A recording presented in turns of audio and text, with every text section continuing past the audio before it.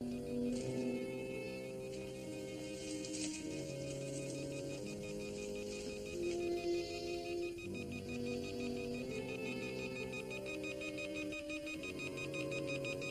ondes viennent de par là. Tâchons de ne pas les manquer cette fois, sergent.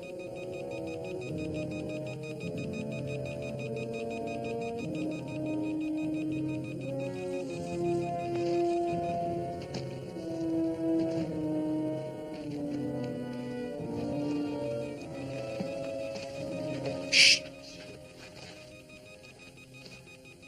Des chasseurs. J'ignore qui ils sont, mais ils se dirigent droit vers nous. Sauvons-nous. De ce côté-là.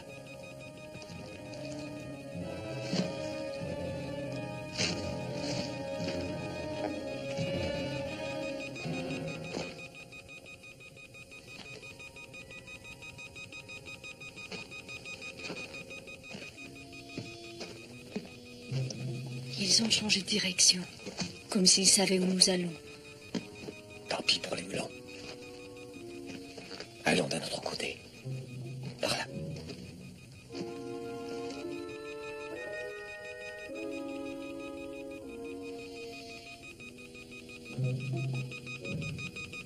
Ça y est, ce n'est plus qu'une affaire de temps à présent.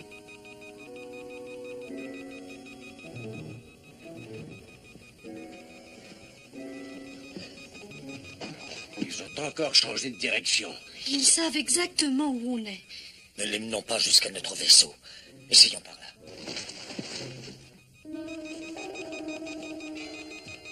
Sergent, j'ai l'impression qu'il se sauve à toutes jambes. Valérie.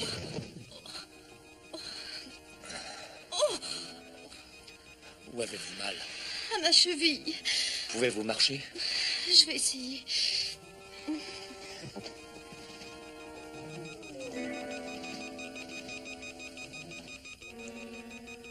Ils ne sont pas loin. Ils commencent à ralentir.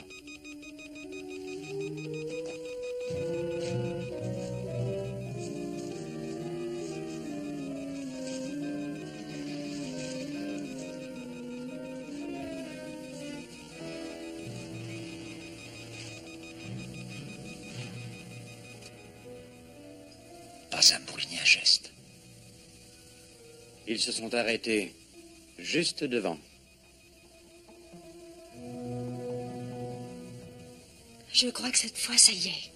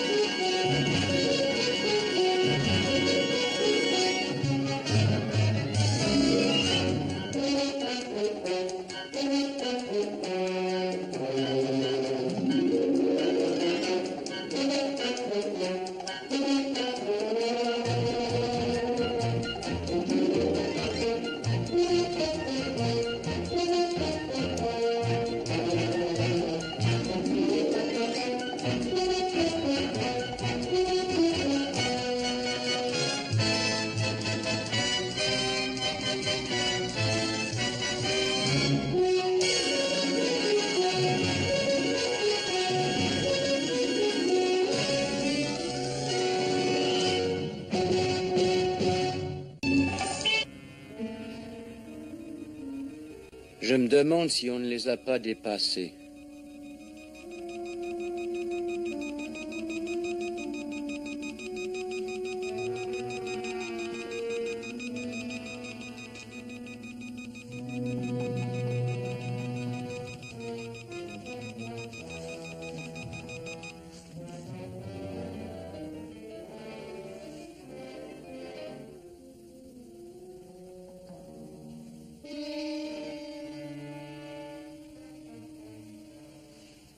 Il est probable que c'est le seul morceau de métal que l'un d'eux portait sur lui.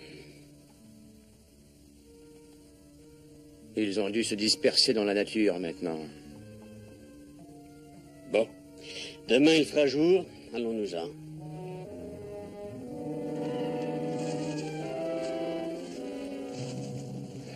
Le danger s'est enfin éloigné. Je donnerais cher pour savoir ce que l'inspecteur a bien pu découvrir. Il a dû trouver ma broche. Je ne sais pas, je l'ai perdue sans m'en rendre compte. De quoi cette broche était-elle faite? Je n'en ai pas la moindre idée. C'était de l'or, du platine? Ce n'était qu'un bijou fantaisie, Marc. Tu sais de quel métal il était fait? Retournons immédiatement au vaisseau.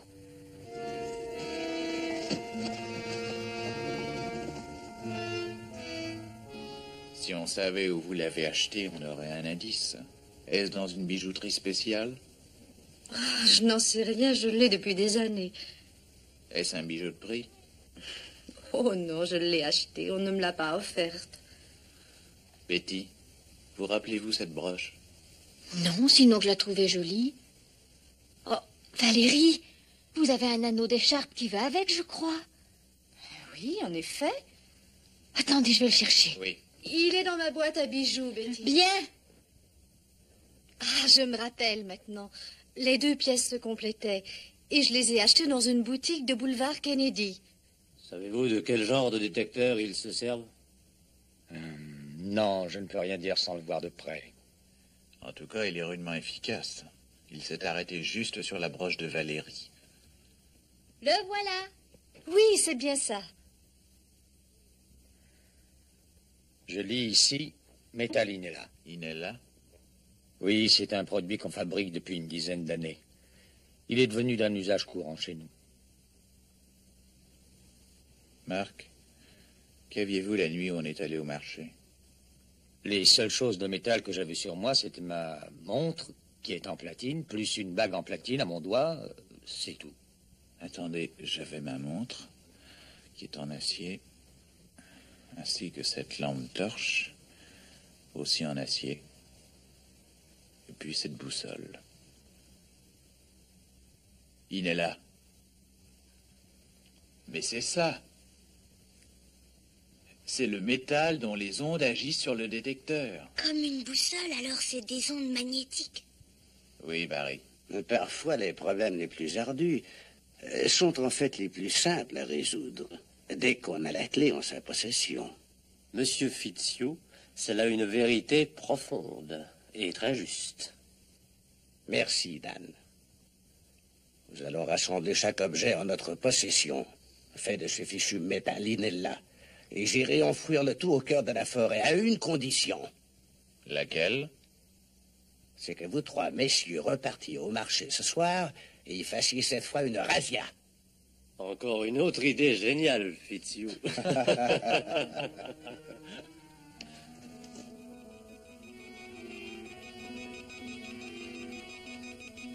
Inspecteur, ils sont ici, dans la ville.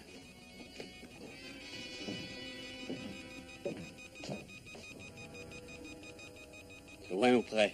L'intensité est plutôt faible, mais ils ne doivent pas être loin. En route.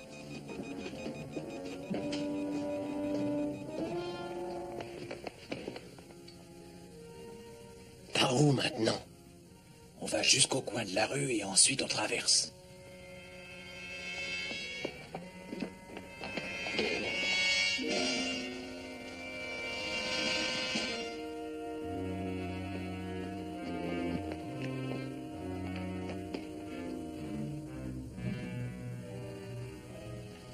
Il est la nuit maintenant. Le veilleur de nuit doit être devant s'il est à l'heure. Espérons que c'est un homme ponctuel. Une voiture. Quelqu'un qui est en retard à son rendez-vous.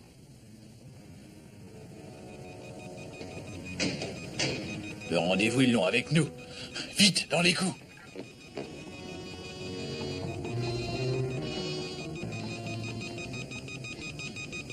Ils sont ici.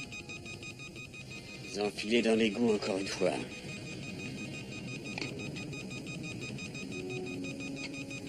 vais organiser ce soir un coup de filet motorisé au travers duquel ces petits hommes n'arriveront pas à passer. Ça, je vous le promets. Revenons au quartier général. Aux ordres.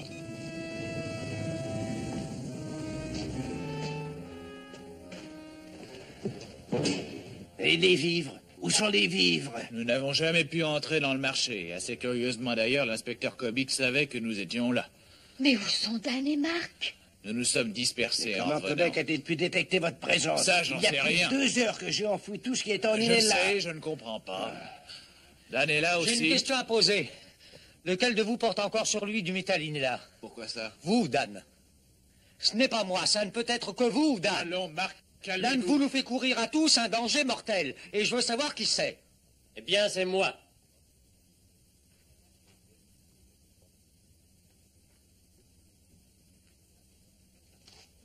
Je ne l'ai pas fait exprès, bien sûr. Mais je l'avais oublié. Tu l'avais oublié. Après qu'on en ait parlé comme on l'a fait et en tiré tous les...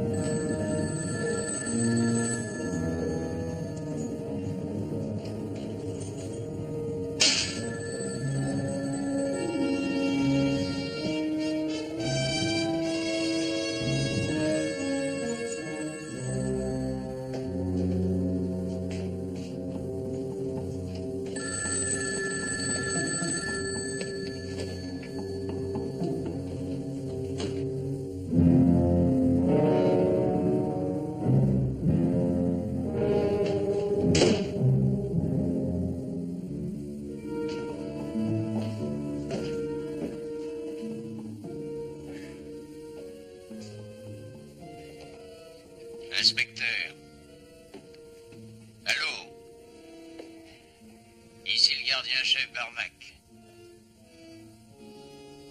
Inspecteur. Allô, gardien? Le docteur Zell est là. Passez-moi le docteur Brûle.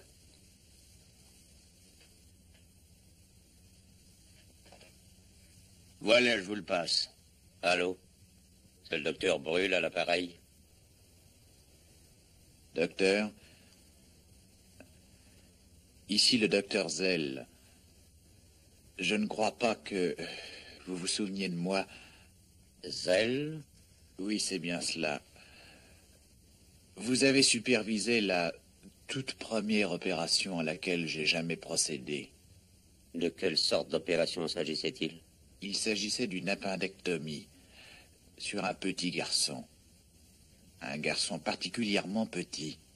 C'est une intervention qui ne réclame en principe aucune supervision. Je sais, mais dans mon cas, c'était nécessaire. Les circonstances rendaient impossible le transport du patient à l'hôpital. Aussi ai-je été obligé de procéder à cette opération dans des conditions des plus primitives. Ah oui, et je vois. Je me rappelle maintenant, c'est d'une crise aiguë d'appendicite dont cet enfant souffrait. En effet, docteur. C'est ça, oui, je me rappelle bien à présent. D'ailleurs, vous vous en êtes tiré, je dois dire, de façon brillante. Merci, docteur. Quant à ce nouveau problème, est-ce réellement grave? Non, pas à proprement parler. Il s'agit d'enlever de la jambe du patient un corps étranger. Comme vous le savez sans doute, c'est là une entreprise, malgré tout, assez dangereuse. Très dangereuse, bien sûr. À moins que le chirurgien ne s'entoure de précautions extrêmes, il pourrait y avoir des complications sérieuses. En quoi puis-je vous aider, docteur?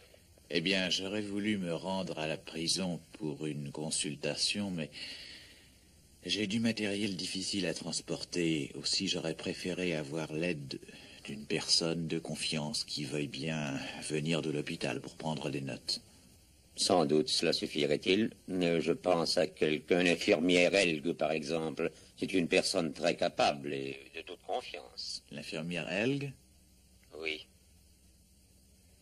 Entendu. Je l'enverrai vous consulter demain. Docteur, merci beaucoup. Est-ce que je pourrais parler au gardien? C'est moi, docteur Zell. J'ai écouté, j'ai bien compris. Je vais donner ordre que mademoiselle Helg reçoive toute l'assistance nécessaire. Merci beaucoup. Bonsoir.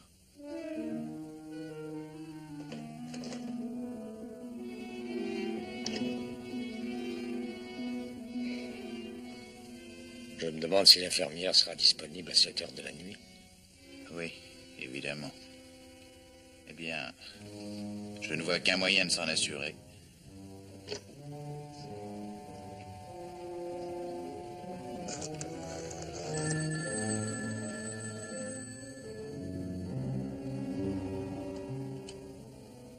Département de chirurgie, mademoiselle Helg. Mademoiselle, j'ai un message pour vous de la part du docteur Brûle. J'écoute. Il est très important que je vous parle en particulier. Qui êtes-vous? Un ami du docteur Brûle. Un homme venu de la Terre.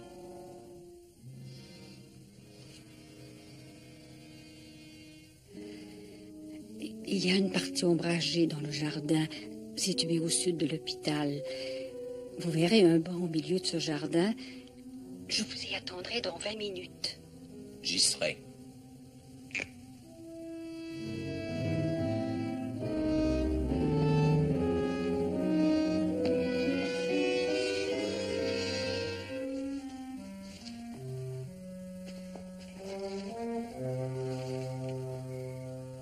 Elle est là.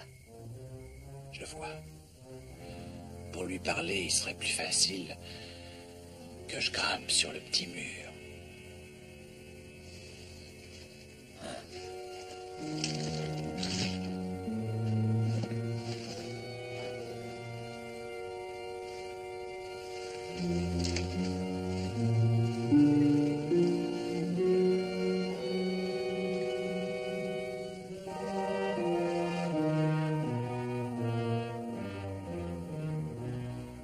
Mademoiselle Helg, non, ne tournez pas la tête. Je suis sur le petit mur, tout près derrière vous. Ce message du docteur Brûle, quel est-il? C'est un appel au secours. Un de mes hommes a besoin d'une opération. C'est moi qui vais l'effectuer. Mais les conseils du docteur Brûle me sont nécessaires. Comment vous sera-t-il possible de les avoir? Je me suis arrangé pour que vous lui rendiez visite demain à la prison, afin de prendre des notes techniques sur une question très délicate de chirurgie. Ce n'est qu'un prétexte, bien sûr. La vraie raison de votre visite, c'est de lui apporter un petit appareil de radio-émetteur-récepteur. En quoi consiste cette opération? Est-elle terriblement importante? Elle est vitale. Kobik a découvert le moyen de détecter un métal très particulier, d'un usage courant chez nous. Nous nous en sommes débarrassés, à l'exception d'une plaque qui maintient les os de la jambe de mon copilote, et qu'il faut extraire d'urgence. Mais où allez-vous effectuer cette opération? Ici, dans la ville. Mais il vaut mieux que vous ne sachiez pas où. Oui, c'est plus sage, je crois. J'aurai besoin d'au moins 24 heures pour être prêt. Il faut que je cherche mon ami et le ramène d'où il se cache. J'aimerais que vous disiez au docteur Brûle que je l'appellerai à ce sujet. Demain soir, dans sa cellule. Mais il vous faudra aussi divers instruments, des agrafes, des sutures. J'aurai tout le matériel voulu. Ce qui me manque, c'est un anesthésique. Je prendrai une bouteille d'éther que je vous donnerai. Oh non, ça serait beaucoup trop grand, une bouteille.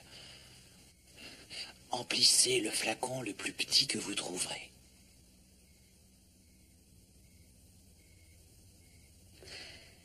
Bon, je laisserai le flacon dans le lierre, sous la corbeille à déchets, tard demain dans la nuit.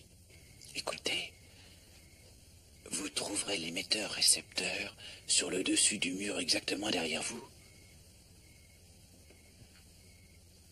Donnez-moi maintenant 2 minutes pour disparaître. Oui, bien sûr.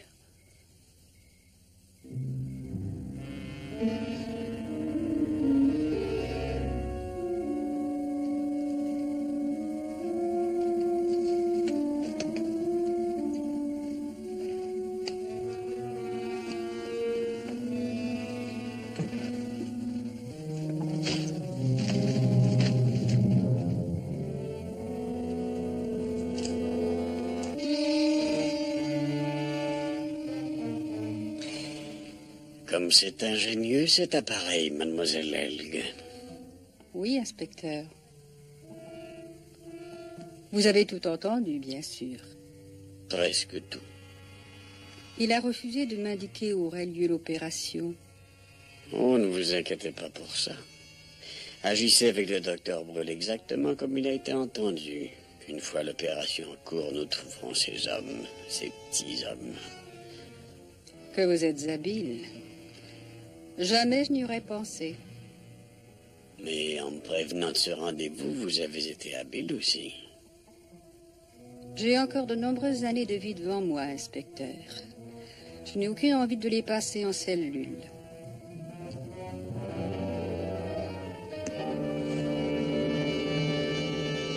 Le moment le plus dangereux, c'est celui où Dan sera sous anesthésie et où je serai en train d'opérer. Mais de plus, tant que vous n'aurez pas ôté cette plaque de métal de sa jambe, elle va être une cible idéale pour Kobik et ses détecteurs. Je sais aussi, Marc et moi avons une réponse à ça. Fitzhugh, il faut que vous alliez récupérer tous les objets que vous avez enterrés. Pourquoi? Pendant que Steve opérera la jambe de Dan, nous nous emploierons à brouiller les pistes des détecteurs de Kobik, en semant des objets en Inela un peu dans tous les coins de la ville. Excellente idée. Oui, je m'apprêtais justement à la suggérer. Dites, docteur, n'en veuillez pas aux patients d'être un peu inquiets, mais est-ce que je peux savoir où vous comptez charcuter ma jambe de coureur olympique? Enfin, dans quel hôpital? Je regrette, Dan, mais ça devra avoir lieu à l'intérieur de l'égout qui se trouve derrière le marché. Ah, rien ne vaut les voyages en première classe. Tu comprends, je n'y peux rien. L'égout est à côté de la prison, ce qui me permettra des échanges radio avec le docteur Brûle. Autrement, ce ne serait pas possible. Valérie, j'aurai besoin de vous pour cette opération. Oh, mais avec plaisir. Alors veuillez rassembler les serviettes, les linges, les couvertures et les instruments chirurgicaux dès maintenant.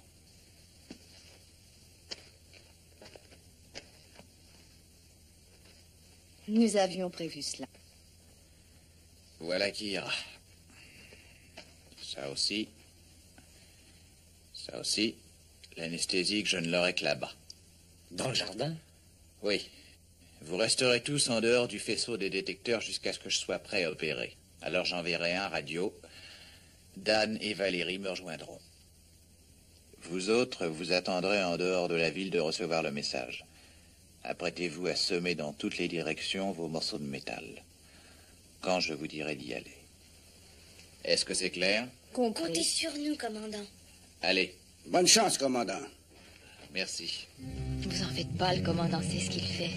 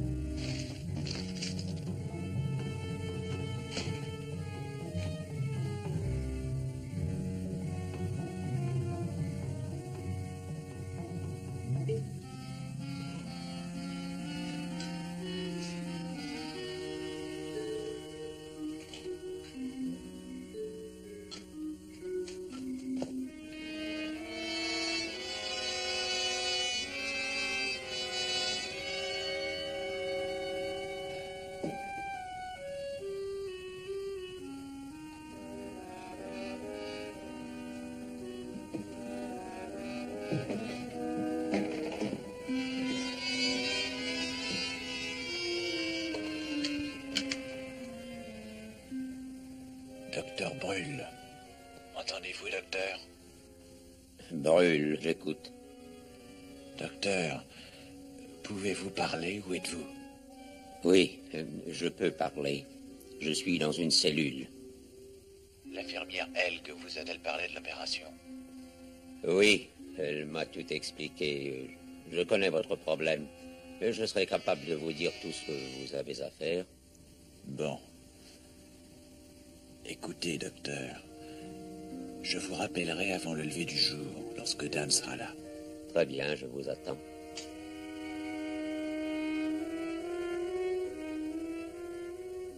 Vous avez très bien coopéré, docteur. Ce serait parfaitement inutile d'agir autrement. Steve! Steve! Dan! Valérie! Venez par ici!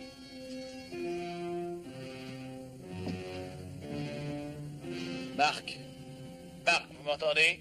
Oui, ici Marc. Steve, je vous reçois 5 sur 5. On va opérer dans 10 minutes. Rejoignez vos postes et commencez à manœuvrer. Oui, d'accord. On se met au travail. Bonne chance. Vous avez fait vite. J'alerte le docteur Brûle. Valérie, préparez-le pour l'opération. Non, il ne faut pas que vous opériez. Comment nous avez-vous trouvés? Je vous ai suivi quand vous avez pris les terres. Pourquoi? Pourquoi ne faut-il pas opérer? Nous n'avons pas le temps de discuter. L'inspecteur Kobik est au courant de toute l'affaire. Il sait tout, sauf l'endroit précis où vous êtes. Comment l'a-t-il appris? Je lui ai dit. Vous lui avez dit? Je vous répète qu'on n'a pas le temps de parler. C'est moi qui ferai l'opération. Allons vite, donnez-moi le patient. Mais vous croyez qu'on va vous le donner après que vous nous ayez trahis? Mais vous n'avez pas d'autre alternative. Ils vont laisser le docteur Brûle vous guider jusqu'à ce que l'opération ait été commencée. Après quoi, ils l'interrompront. Kobik veut que vous soyez ainsi engagé afin de pouvoir vous détecter à coup sûr. Pourquoi voudriez-vous qu'on vous croie plus maintenant? Non, non, nous allons filer tout de suite. Mais tant qu'il aura cette plaque dans la jambe, Dan est sûr que tôt ou tard, Kobik le repérera. Alors dites à Kobik que je relève le défi. Oh, je vous en prie, écoutez-moi. Je sais ce que vous devez ressentir, mais il était absolument nécessaire que je vous donne à ces gens-là. Avec le gouvernement que nous avons, les téléphones ont des tables d'écoute, les murs ont des oreilles. Rien ne dit que votre appel à l'hôpital n'a pas été écouté par eux. Je courais alors un risque mortel. Alors que là, ils croient à ma loyauté envers eux, voyez-vous. Et je peux encore tenter de vous aider. Le docteur Boyle sait-il ce que vous avez fait? Oui, je lui ai tout raconté. Ensuite, il m'a expliqué comment faire l'opération, avec de minuscules instruments qu'on utilise en chirurgie oculaire. Mais au cours de l'entretien que nous venons d'avoir, il ne m'en a rien dit. Croyez-vous qu'il vous aurait trahi de façon si stupide? À vous maintenant de ne pas le trahir, lui. Il ne vous reste qu'à procéder comme si vous alliez vraiment faire cette opération. Ils ont probablement écouté tout ce qu'il vous a dit par radio, et ils écouteront ce que vous lui direz lorsque vous le rappellerez. Alors, allez-vous me confier le patient? Il va bientôt faire jour. Dan, c'est à toi qu'appartient la décision. Je risque le coup. Donne-moi un coup de main.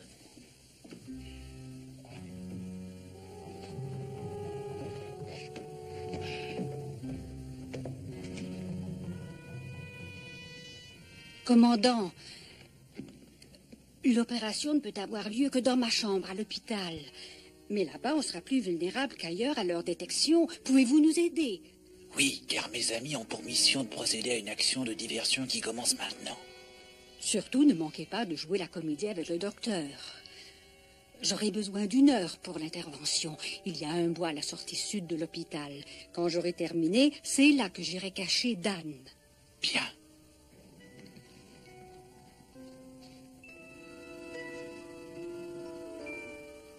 Valérie, ça ne sert plus à rien que vous restiez ici.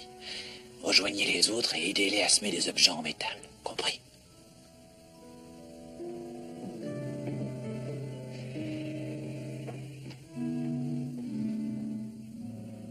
Oui.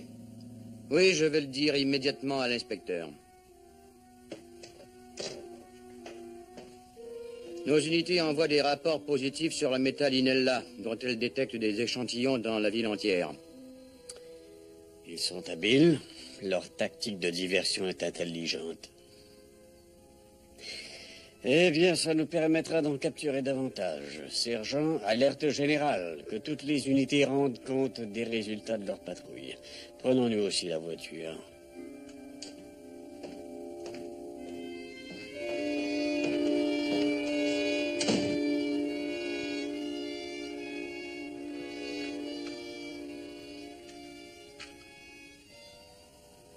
Docteur Brûle.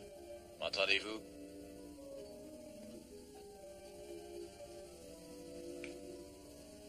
Attention à ce que vous direz. Brûle, j'écoute. Docteur, vous êtes seul? Je peux parler en toute liberté. Est-ce que le patient est prêt pour l'intervention? Valérie, on peut y aller? Oui, docteur. Il est prêt. Pourrez-vous procéder comme prévu? Exactement selon vos directives. La fracture se situe juste sous le genou de la jambe droite, n'est-ce pas? L'épiderme doit porter une légère cicatrice, comme une ligne argentée. Oui, c'est exact. C'est suivant cette ligne qu'il faudra inciser.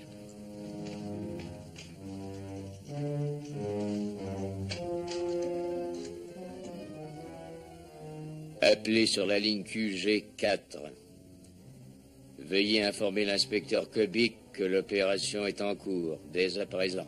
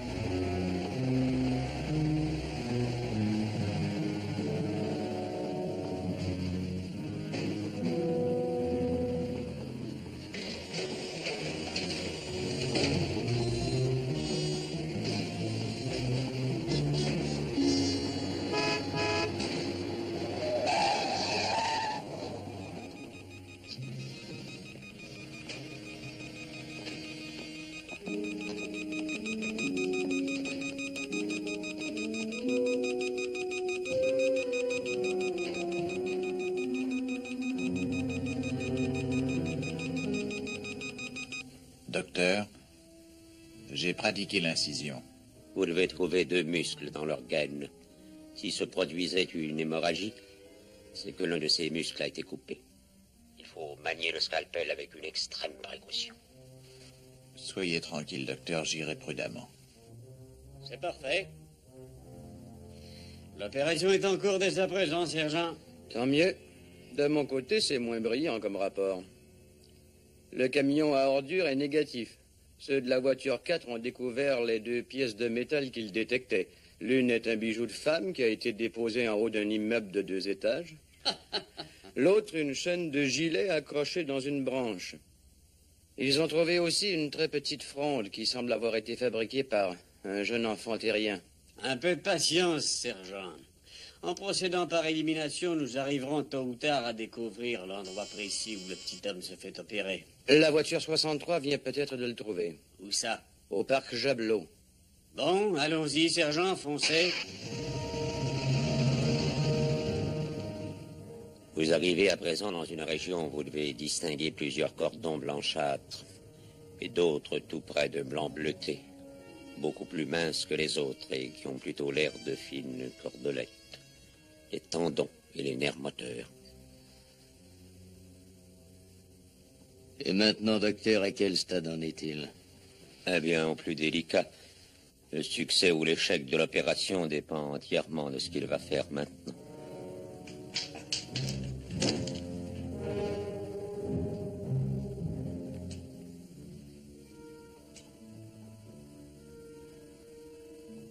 Vous avez servi l'État avec zèle, docteur. Quel dommage qu'on ne puisse vous récompenser. La vertu trouve en elle sa récompense, dit-on. C'est probablement un piège tendu par un gamin. Suffisamment grand pour que des petits hommes s'y dissimulent. Soulevez cette caisse, dépêchez-vous.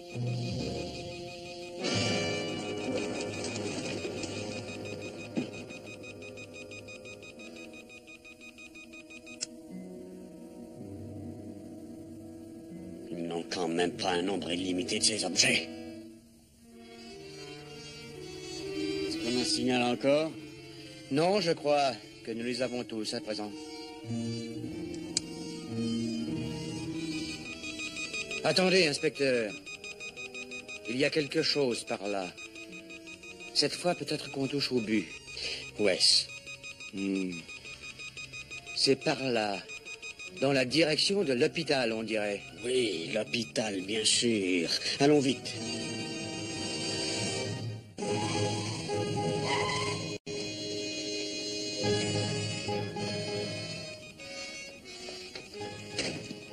Pourquoi vous arrêtez-vous ici?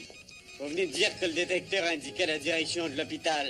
L'indication de l'appareil est formelle. Quoi? À l'extérieur de le quartier général? Il faut se rendre à l'évidence.